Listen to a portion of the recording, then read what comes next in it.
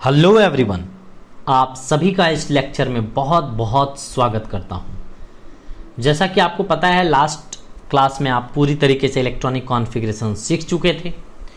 इस लेक्चर में हम देखने वाले हैं कुछ छोटे मोटे टर्मिनोलॉजी अब और क्या हैं रह गए हैं वो देख लेते हैं। एटॉमिक स्ट्रक्चर, एटम का अब स्ट्रक्चर एनालाइज करने की कोशिश करते हैं, जहां पे अब हम सारे क्वांटम नंबर्स और इलेक्ट्रॉनिक कॉन्फ़िगरेशन देख चुके हैं।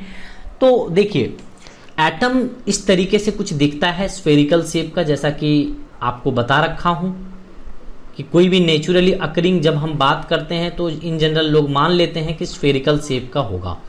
तो ये स्फेरिकल शेप का इसको मान लिया जाता है।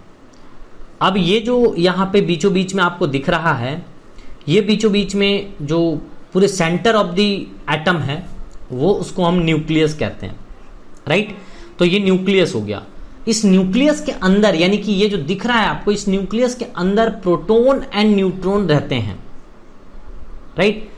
प्रोटॉन एंड न्यूट्रॉन रहते हैं। तो यहां पे प्रोटॉन को हम P से इंडिकेट करते हैं, न्यूट्रॉन को N से इंडिकेट करते हैं, और इन दोनों को अगर कलेक्टिवली बोला जाए ना तो न्यूक्लियॉन्स कहते हैं। इसको क्या कहते हैं? जब न्यूट्रॉन एंड प्रोटॉन को दोनों को मिला करके एक साथ कहा जाए तो आप कहते हैं उसको न्यूक्लियॉन्स, राइट। अब क्या है कि एटम का साइज अगर हम बात करें, ये पूरे एटम का रेडियस, यानी कि आउटर मोस्ट सेल की, न्यूक्लियस से आउटर मोस्ट सेल तक की दूरी की बात करें, एटम का जो रेडियस होता है वो लगभग मतलब कह सकते हैं एटम का साइज जो होता है वो एंगस्ट्रॉम के रेंज में होता है। हम जब साइज की बात करते हैं इसके तो 1 एंगस्ट्रॉम होता है। तो 1 मतलब एंगस्ट्रॉम के रेंज में, तो 10⁻⁻10 के मीटर रेंज में ये एटम का रेडियस हो गया। किसका हो गया?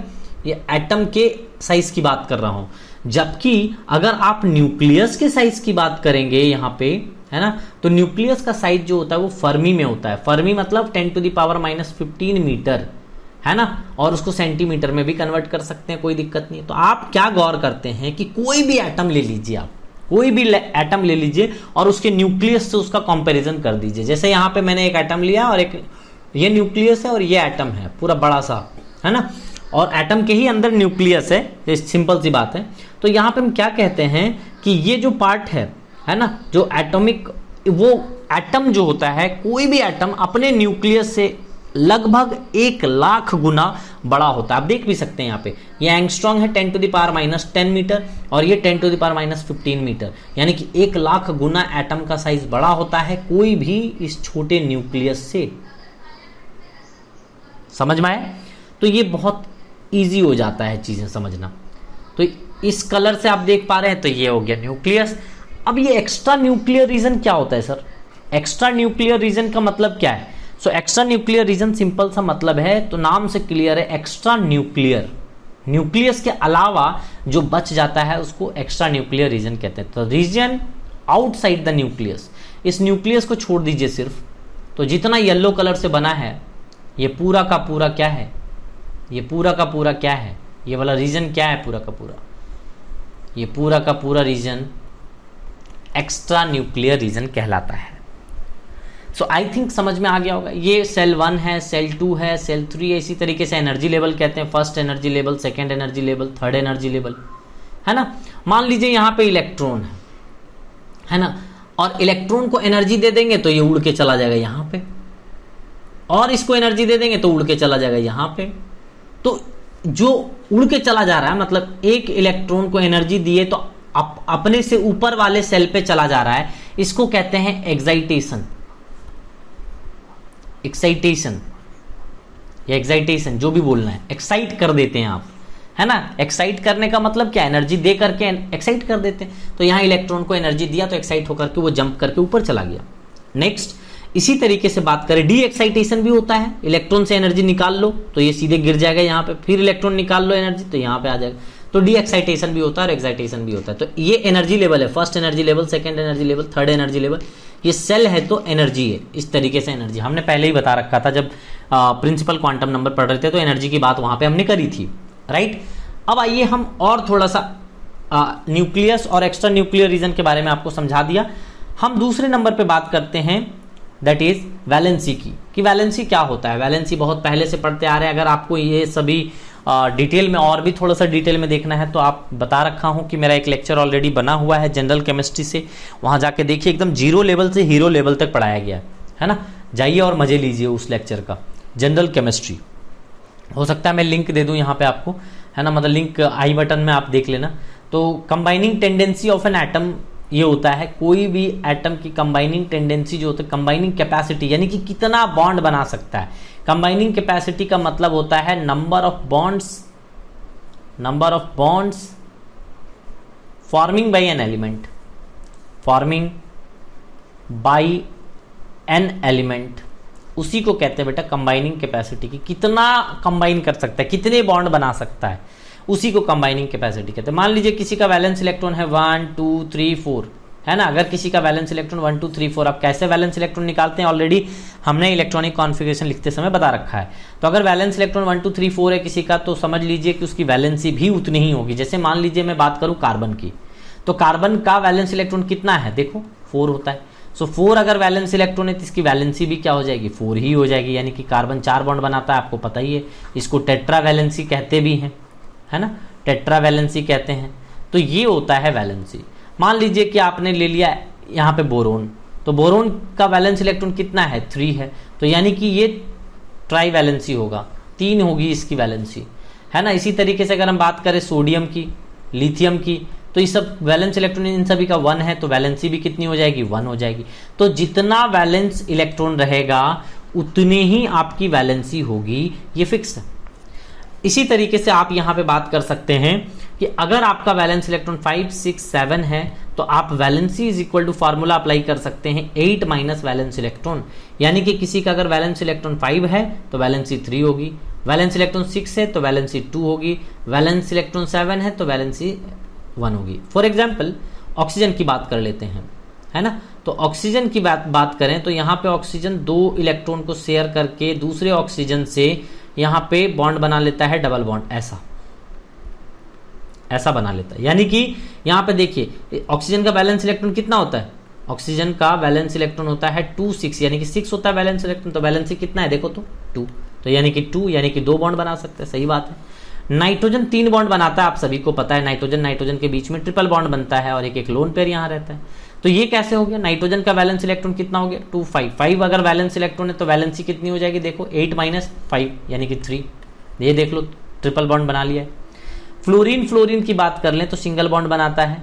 आप फ्लोरीन का वैलेंस इलेक्ट्रॉन देखिए तो 2 7 7 वैलेंस इलेक्ट्रॉन है, तो यहाँ वैलेंसी कितनी हो जाएगी 1, इसीलिए सिंगल बॉन्ड बनाता है।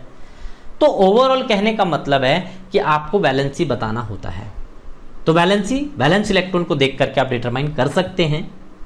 आप अपने लेवल पे ये वाला जरूर बना सकते हैं, ये हेल्प करता है। लेकिन आप सिर्फ इसी से आप वैलेंसी नहीं बता पाएंगे, क्योंकि कंबाइनिंग कैपेसिटी है भैया। एक्चुअल में आपको नंबर ऑफ बॉन्ड्स काउंट करने पड़ेंगे कंपाउंड्स में, कितना बॉन्ड बना रहा है ना। जैसे मान लीजिए कि मैं PCl5 बोलूं, तो आप तो इसके अकॉर्डिंग कह देंगे कि फास्फोरस का यहाँ पे वैलेंस इलेक्ट्रॉन 5 है तो वैलेंसी 3 होनी चाहिए। बट यहाँ पे अगर मान लीजिए कि PCl5 है और PCl3 है तो वैलेंसी क्या हो जाएगी, PCl3 में 3 बॉन्ड बना रहा है तो 3 वैलेंसी हो जाएगा, PCl5 में 5 बॉन्ड बना रहा है तो वैलेंसी 5 हो जाएगी। तो ये तो डिपेंड कर गया ना भैया। तो जब more than 1 oxidation state show करने लगे, जब मोर देन 1 वैलेंसी शो करने लगे, उसे वेरिएबल वैलेंसी कहते हैं। जैसे आपको पता होगा कि आयरन 2 ऑक्सीडेशन स्टेट में होता है, यानी कि फेरस फेरिक। जब ज्यादा चार्ज होता है तो उसमें इक लग जाता है, जब लेस चार्ज होता है उसमें अस लगता है। तो फेरस ये वाला होगा और ये फेरिक। इसी तरीके से क्यूप्रस ये हो जाएगा क्यूप्रिक, ठीक है। और भी बहुत सारे हैं, स्टेनस, Sn2+, Sn4+, स्टेनिक, है ना, Pb2+ प्लम्बस, Pb4+ प्लम्बिक, ऐसे करके बहुत सारे वेरिएबल वैलेंसी वाले हैं। आप उनको भी देख सकते हैं। मैंगनीज 1 में होता है, मैंगनीज 3+ में हो सकता है, मैंगनीज 5+ में हो सकता है, मैंगनीज 7+ में हो सकता है, क्रोमियम +6 में होता है, क्रोमियम +3 में हो सकता है, क्रोमियम +2 में हो सकता है, क्रोमियम +1 में हो सकता है। तो ये चीज वेरिएबल ऑक्सीडेशन स्टेट है। जब एक से ज्यादा वैलेंसी अगर किसी एलिमेंट का हो जाता है तो उसको हम वेरिएबल वैलेंसी कहते हैं। तो आई थिंक ये वैलेंसी क्या होता है ये जरूर आपको क्लियर हो गया होगा, राइट। तो आप इन मेथड से निकालने से इजी हो जाता है, आपका काम आसान कर देता है, बट इस पे स्टिक नहीं होना है आपको। ये 100% रिजल्ट आपको नहीं देता है। आपको ये जरूर देखना पड़ेगा उसके स्ट्रक्चर में कि कंपाउंड कोई भी एलिमेंट जो है कितने एटम से सराउंडेड, कितने बॉन्ड से सराउंडेड है। हमने क्या बोला है, combining capacity, the main definition is combining capacity, कितना बॉन्ड बना रहा है वो, number of bonds forming by element, इसमें फोकस रखना है आपको, ठीक है। तो ये था, इसको और थोड़ा सा डिटेल में जानना है तो आप वहां पे जा सकते हैं जहां पे मैंने बताया जनरल केमिस्ट्री में, ओके। तो चलिए और आगे बढ़ते हैं इसको। नेक्स्ट बात कर लेते हैं आइए एटॉमिक नंबर की। वहां पे एक्सपेरिमेंट भी बताया गया है कि कैसे करना है, तो आप वहां भी रेफर कर सकते हैं जाने का, लेकिन यहाँ पे इन शॉर्ट में बता देता हूं कि एटॉमिक नंबर का कितना आपको यहाँ पे, जितना आपके सिलेबस में मैं बता देता हूं, ठीक है, क्योंकि ऑलरेडी आपको 7-8 में ही पढ़ना होता है ये सब चीज, तो इसीलिए 9th में थोड़ा कम दे रखा है। तो आप देखिए यहाँ पे कि एटॉमिक नंबर जो है यानी कि Z = P = E जो है, ये फॉर्मूला हमने एटॉमिक नंबर इलेक्ट्रॉनिक कॉन्फ़िगरेशन लिखते समय भी यूज करा था कि फॉर एनी न्यूट्रल एटम आप ये वाला लिख सकते हैं, जितना एटॉमिक नंबर होगा ये एटॉमिक नंबर है, तो जितना एटॉमिक नंबर होगा उतने ही उसके पास प्रोटॉन होगा और उतने ही उसके पास इलेक्ट्रॉन भी होगा, समझ रहे। तो ये चीज है, तो बड़े आसानी से आप निकाल सकते हैं एटॉमिक नंबर, है ना। कैसे आया है एटॉमिक नंबर, एक्सपेरिमेंट समझना चाहते हैं तो जनरल केमिस्ट्री में जाइए, देखिए, ठीक है। बाकी इससे आपका काम चल जाएगा, वो एक्सपेरिमेंट है कि कैसे डिस्कवर हुआ है, क्या हुआ था, वो मैंने बताया है, लेकिन इसमें समझ सकते हो, कोई दिक्कत नहीं, इससे ज्यादा जरूरत भी नहीं पड़ती अपने को। एटॉमिक मास की बात करें, अगेन एटॉमिक मास के बारे में भी हमने वहां पे बता रखा कि कैसे एटॉमिक मास आया, डिस्कवरी कैसे हुआ, लेकिन यहां पे आपको उतना ज्यादा टेंशन लेने की जरूरत नहीं है ना। ऐसे ही एटॉमिक मास आप बता सकते हैं, किसी का भी एटॉमिक मास आपको कम से कम 1 to 20 तक एटॉमिक मास याद करने के लिए कहा है मैंने, जरूर याद कर लेना सबके एटॉमिक मास कम से कम 20 तक याद रहने से क्या होता है कि आसान हो जाता है अपना रास्ता, ठीक है। अब मैं आपको यहाँ पे बताऊं, कुछ एग्जांपल्स लेकर के आपको क्लियर करने की कोशिश करूंगा कि क्या होता है आखिर एटॉमिक मास और इसमें करना क्या होता है। तो एटॉमिक मास में सिंपली आप ये करिए, जैसे Z = P = E बताया ना, मान लीजिए कि यहाँ पे कोई एलिमेंट आप ले लीजिएगा सोडियम, एटॉमिक नंबर 11 है, तो इसके पास प्रोटॉन कितना हो गया 11 और इलेक्ट्रॉन भी कितना हो गया 11। तो आपको ज्यादा सोचने की जरूरत नहीं, एटॉमिक नंबर जितना होगा उतना ही कर देना ये वाला। तो यहाँ पे फॉर्मूला लिखा गया है एटॉमिक मास के लिए, A = Z + N, यानी कि एटॉमिक नंबर प्लस न्यूट्रॉन दोनों को एडिशन कर दीजिए, तो यहाँ पे आपको एटॉमिक मास मिल जाता है। अब ये एटॉमिक मास, जैसे मान लीजिए कि आपको एटॉमिक मास निकालना है ना, यहाँ पे मान लीजिए कोई कह दिया कि आपसे न्यूट्रॉन निकाल के बताइए एल्यूमिनियम का, तो एल्यूमिनियम का न्यूट्रॉन निकालने के लिए दे दिया, तो न्यूट्रॉन का फार्मूला इसी से पलट लीजिए कि न्यूट्रॉन = हो जाएगा atomic mass minus atomic number. तो कुछ भी पूछा जा सकता है आपसे बेटा, तो यहाँ पे न्यूट्रॉन कैसे निकालेंगे, एटॉमिक नंबर 27 है और इसका 13 है, आपको पता है 20 तक तो मैंने कह दिया ना, याद रख लो। एटॉमिक नंबर, एटॉमिक मास, कम से कम 30 तक एटॉमिक नंबर, 20 एटॉमिक मास याद कर लो, है ना। और जो मैंने दे रखे हैं आपको एटॉमिक मास याद करने के लिए वही याद कर लीजिए, काफी है आपके लिए। तो यहाँ पे 27 है, तो क्या करेंगे, न्यूट्रॉन = एटॉमिक मास यानी कि 27 - 13, तो कितना हो गया बताओ 14, तो न्यूट्रॉन 14 आ जाएगा। तो बड़ा आसान है, बड़े इजी तरीके से निकाल सकते हैं, क्वेश्चन आपको अलग अलग तरीके से दिया जा सकता है, तो ये चीज़ आपको दिमाग में रखना है ना, ताकि आप बड़े आसानी से आगे के कोई भी प्रॉब्लम को आप सॉल्व कर सकें। तो ये फार्मूला आपके दिमाग में जरूर होने चाहिए, ओके। तो चलिए अब मैं आपको कुछ टर्मिनोलॉजी और बताता हूं, कुछ और टर्मिनोलॉजी हैं जिसे आपको आना चाहिए। जैसे मान लीजिए कि एक होता है आइसोटोप्स, आइसोटोप्स होते हैं, मैं तो कहूंगा कि एक एक एग्जाम्पल जरूर याद रखना। आइसोटोप्स का मतलब होता है same atomic number, same atomic number, है ना, but different atomic mass, different atomic mass. देखना कितना फायदा होगा, एक एग्जाम्पल याद रखने से कितना फायदा हो जाता है आपको मैं ये बता देता हूं, कितना फायदा होगा देखिएगा। मान लीजिए एक एग्जाम्पल रख लीजिए हाइड्रोजन का, और हाइड्रोजन का एटॉमिक नंबर 1 है, ये सभी को पता है, आसान भी है, आइसोटोप्स भी पता चल जाएगा। यहाँ पे 1 लिख दीजिए, ये 2 लिख दीजिए, ये 3, एटॉमिक मास डिफरेंट है, इसको हम कहते हैं प्रोटियम। ये होता है प्रोटियम, ये होता है ड्यूटेरियम, और ये होता है ट्रीटियम। ठीक है, तो ये प्रोटियम, ड्यूटेरियम, ट्रीटियम। तो इस तरीके से ये देखो सेम एटॉमिक नंबर हुआ, तो सेम एटॉमिक नंबर हो गया। डिफरेंट एटॉमिक मास हुआ, ये देखो डिफरेंट एटॉमिक मास। तो ये एक दूसरे के क्या है, आइसोटोप्स। तो आपको बोला जाएगा आइसोटोप्स ऑफ हाइड्रोजन, तो आप आराम से लिख लेना। अब अगर ये चीज पता है, एक एग्जांपल पता है, आपने एक्सप्लेन कर दिया कि आइसोटोप्स क्या होता है, तो ये आसानी से बता दिए। ठीक है, इसी तरीके से आपको एक और एग्जांपल आप ले सकते हैं, ऑक्सीजन का ले लीजिए। ऑक्सीजन के 3 आइसोटोप्स है ना, जिसका एटॉमिक मास 16, 17, 18 होता है। एटॉमिक नंबर 8, 8, 8 तीनों का सेम होता है। तो आप देख सकते हैं कि यहाँ पे एटॉमिक नंबर तीनों में क्या है, सेम है। एटॉमिक मास क्या है, डिफरेंट है। तो अगर एटॉमिक मास डिफरेंट है बेटा, तो हम क्या कह सकते हैं बताओ, यहाँ पे क्या कह सकते हैं कि ये एक आइसोटोप्स है, बिल्कुल कह सकते हैं। न्यूट्रॉन निकाल सकते हैं आप, यहाँ पे न्यूट्रॉन भी निकाल सकते हैं, प्रोटॉन भी बता सकते हैं, इलेक्ट्रॉन भी बता सकते हैं, कुछ भी बता सकते हैं। अगर आपसे पूछा जाए यहाँ पे प्रोटॉन, तो प्रोटॉन मतलब क्या होता है, एटॉमिक नंबर। एटॉमिक नंबर बता दो, 8 प्रोटॉन है। न्यूट्रॉन बोला जाएगा तो इन दोनों को माइनस कर दो, इन दोनों को माइनस कर दो तो न्यूट्रॉन निकल जाएगा। इलेक्ट्रॉन पूछा जाए तो जितना एटॉमिक नंबर होता है उतना इलेक्ट्रॉन होता है। तो इलेक्ट्रॉन, प्रोटॉन, न्यूट्रॉन निकालना बहुत आसान होता है, इजीली निकाल लेते हैं आप। ये आइसोटॉप्स था। दूसरा बात करते हैं आइसोबार्स, है ना। ये तो आइसोटॉप्स के बारे में हमने बता दिया। अब हम आइए थोड़ा आइसोबार्स के बारे में समझ लें। राइट, तो आइसोबार में क्या करना होता है कि सिंपली आप एक एग्जांपल ले सकते हैं, जैसे आर्गन है, पोटेशियम है, कैल्शियम, इन सभी का एटॉमिक मास 40 होता है बेटा। आप बोलोगे नहीं सर, पोटेशियम का मास 39 होता है। मैं कहूँगा हाँ बिल्कुल होता है, लेकिन 40 जो होता है वो पोटेशियम का एक और आइसोटोप्स है, वो वाला हमने लिखा है यहाँ पे। तो आप देखेंगे कि सभी का एटॉमिक नंबर क्या है, डिफरेंट है। तो यहाँ पे हम क्या बोलेंगे, एटॉमिक नंबर जो होगा वो डिफरेंट होगा, और एटॉमिक मास जो होगा, एटॉमिक मास जो होगा वो क्या होगा, सेम होगा। बस हो गया, एटॉमिक मास सबका सेम है, तो ये एक दूसरे के क्या होंगे, आइसोबार्स होंगे। क्या ये बहुत टफ है, बहुत आसान है। बस डेफिनेशन विथ वन एग्जाम्पल कम से कम याद रखिए।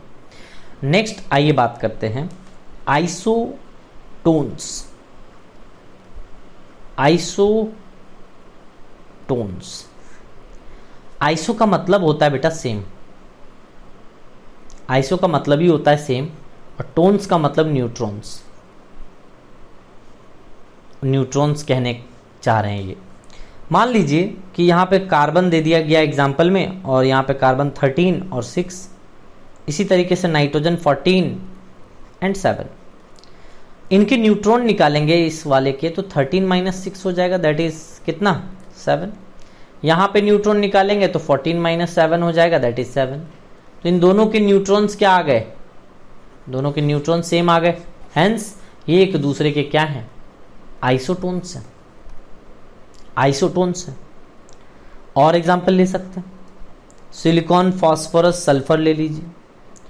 यहाँ पे आप 30 एटॉमिक मास और 14 लिख लीजिए, यहाँ पे 31 लिख लीजिए, और इसका एटॉमिक नंबर 15 लिख लीजिए। यहाँ पे सल्फर का कितना होता है आपको पता है, 32, और एटॉमिक नंबर 16। न्यूट्रॉन निकाल कर देख लीजिए, यहाँ पे निकालेंगे न्यूट्रॉन, तो n = 30 - 14, so you will get कितना, 16।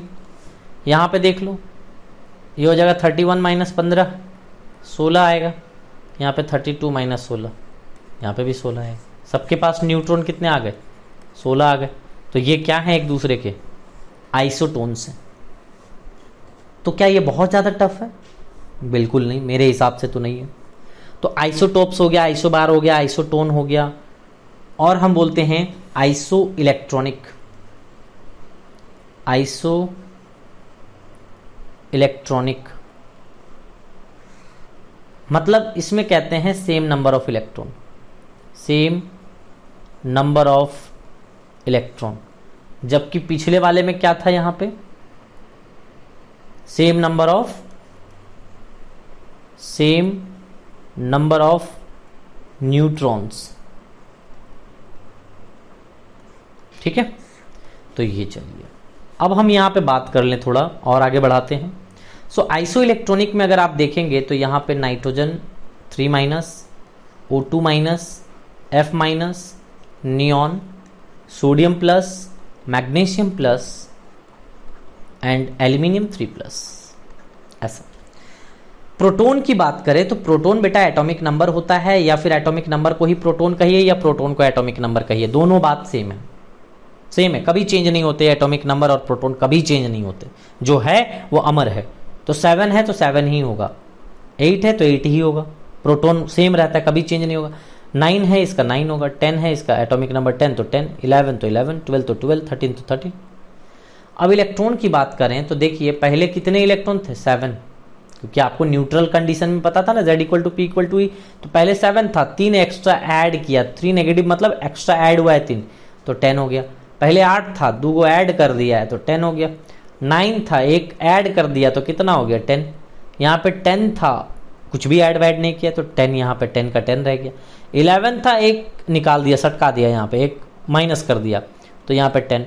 ये 12 था, 2 माइनस कर दिया, प्लस यहाँ लिखा है 2 पॉजिटिव, मतलब बेटा 2 इलेक्ट्रॉन डोनेट किया है वो, है ना, तो यहाँ पे 10।